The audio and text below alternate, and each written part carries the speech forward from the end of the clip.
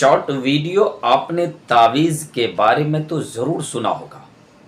आज मैं long video में इसकी वजाहत चंद मिनट में करना चाहता हूँ। आप बिल्कुल गौर से सुनिएगा, जहन इधर उधर मुंतशिर न कीजिएगा। बगौर सुनेंगे तो बात बिल्कुल समझ में आ जाएगी। देखिए, कुरान और हदीस की रोशनी में अमलियात करना, तावीज़ करना बिल्कुल दुरुस्त है, बिल्कुल जायज़ है। बोलने वाले कुछ भी बोलते हैं, कहने वाले कुछ भी कह सकते हैं, लेकिन शरीयत तो शरीयत है। कुरान और हदीस की रोशनी में अमलियात करना या तावीज़ करना बिल्कुल जायज़ है। अगर कोई कुरान और हदीस की रोशनी में कोई आलिम और परहेज़गार नमाज के पाबंद करते हों तो उनको आप नाजायज़ न कहें। कोई इधर उधर फिरने वाले जो नींबू फिराते हैं, गांजा पीते हैं, गलत हरकतें करते हैं, वो हम जायज़ नहीं कहते हैं, लेकिन शरीयत के दायरे में कुरान और हदीस की रोशनी में करना बिल्कुल जायज़ है।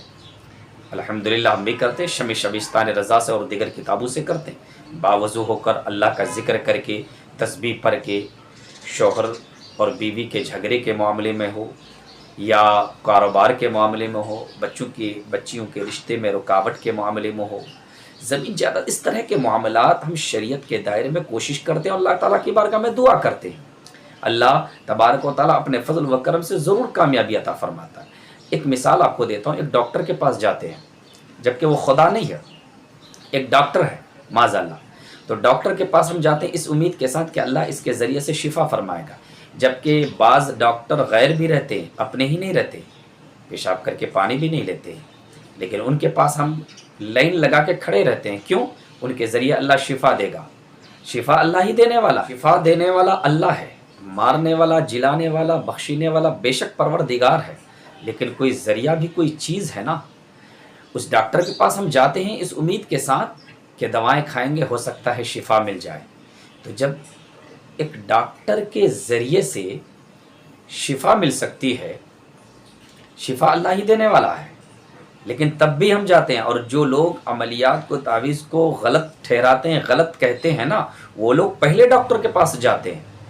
जब एक तावीज़ करने वाले आलिम होते हैं, कुरान और हदीस पढ़ने वाले होते हैं, नमाज की पाबंद करने वाले होते हैं, तस्बीह व तहलील ज़िक्र अस्कार करने वाले होते हैं, जब एक डॉक्टर, नॉर्मल डॉक्टर के ज़रिए अल्लाह शिफा दे सकता है, तो कुरान पढ़ने वाले, नमाज पढ़ने वालों के ज़रिए अल्लाह शिफा क्यों नहीं दे सकता है?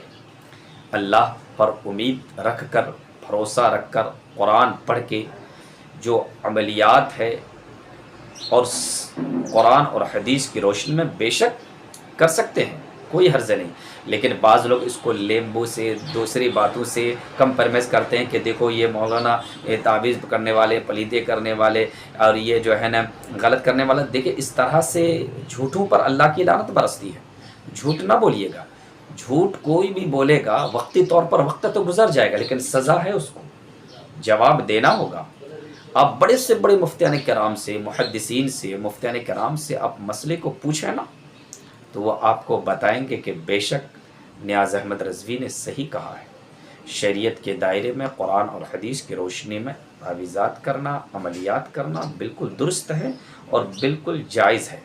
और अगर कोई इसको गलत कहते हों तो वो सोचें कि वो किस जगह पर खड़े हैं और उनकी सोच क्या है, उनके ख़याल क्या है, वो ख़ुद सोचें। लोग तो ये भी कहते हैं कि अल्लाह के सिवा गैरुल्लाह से क्यों मदद मांगते हैं, और ऐसे लोग हॉस्पिटल जल्दी जाते हैं, डॉक्टर के पास जल्दी जाते हैं, जबकि उनको सोचना चाहिए था कि घर में बैठकर अल्लाह अल्लाह क्यों नहीं करते। डॉक्टर भी तो गैरुल्लाह है ना।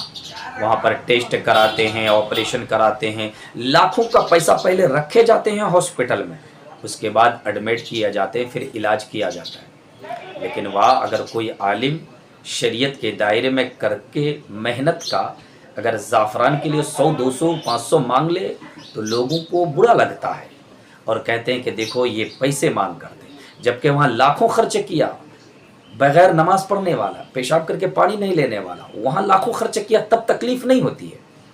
लेकिन वाह, अगर एक आलिम मांग ले तो लोगों को तकलीफ़ होती है। इसलिए आज लोग परेशान हैं, हॉस्पिटलों में जाएं, लंबी कतारें हैं, लेकिन आलिम जो 5 वक्त की नमाज़ पढ़ते हैं, कुरान शरीफ की तिलावत करते हैं, अल्लाह अल्लाह का ज़िक्र करते हैं, وہ ज़बान से अगर दुआ पढ़ के फूंक दे उस पर लोगों के एतमाद और भरोसा नहीं है।